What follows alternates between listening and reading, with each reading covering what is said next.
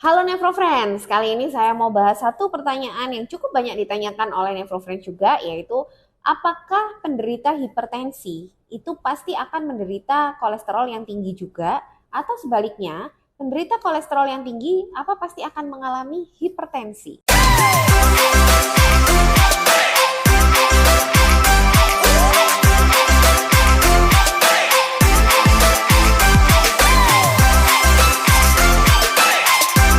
Sebenarnya ini sudah ada datanya ya Nevrofriends, ada di salah satu jurnal Lancet itu menunjukkan bahwa 2 dari 3 orang pasien hipertensi itu selalu memiliki komorbid lain. Komorbid itu penyakit lain ya.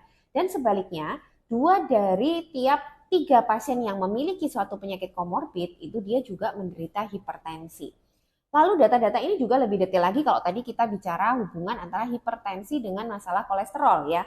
Jadi ternyata dari pasien-pasien hipertensi, itu 49% memiliki masalah kolesterol atau yang disebut dislipidemia. Lalu 29%-nya mengalami juga diabetes tipe 2. Lalu 60-70%-nya biasanya orangnya overweight atau obes. Sedangkan data dari dislipidemia atau masalah kolesterol ini juga ada. Menarik ya. 64% pasien yang dislipidemi tadi juga menderita hipertensi. 16%-nya menderita diabetes mellitus tipe 2 dan 51%-nya overweight atau obesitas. Jadi sebenarnya dari data itu tadi sudah terlihat hubungan yang erat ya antara masalah kolesterol dengan hipertensi. Karena sebenarnya kalau kita kulik lagi, masalah hipertensi terutama yang mayoritas 90% penderita hipertensi itu kan hipertensi yang primer atau esensial, yaitu hipertensi yang terkait dengan gaya hidup.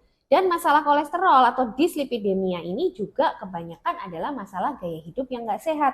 Jadi karena gaya hidupnya sama, maka dalam satu orang itu akan bisa juga mengalami penyakit-penyakit metabolik akibat gaya hidup tidak sehat yang lain. Jadi nggak cuma hipertensi aja, dia juga bisa mengalami dislipidemi, dia juga bisa mengalami obesitas atau overweight, dan dia juga bisa mengalami diabetes. Makanya saya pernah bahas juga di salah satu video saya bahwa untuk bisa mengobati hipertensi, target pengobatannya itu tidak hanya menormalkan tensinya. Karena kalau yang lainnya tidak dinormalkan juga hipertensi ini akan terus terjadi. Jadi misalnya seseorang yang menderita hipertensi ini juga menderita masalah kolesterol dan diabetes atau overweight, selama dia tidak memperbaiki masalah-masalah yang lain ini, ya hipertensinya juga masih akan sulit terkendali.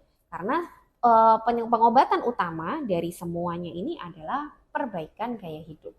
Jadi gitu ya Nevrofriends, semoga jelas. Jadi pada prinsipnya semua penyakit metabolik yang disebabkan oleh masalah gaya hidup tidak sehat itu biasanya bisa terjadi pada orang yang sama secara bersamaan. Memang untuk manifestasinya belum tentu langsung berbarengan ya, bisa bertahap. Misalnya hipertensi dulu, dislipidemi dulu, diabetes dulu, atau overweight dulu.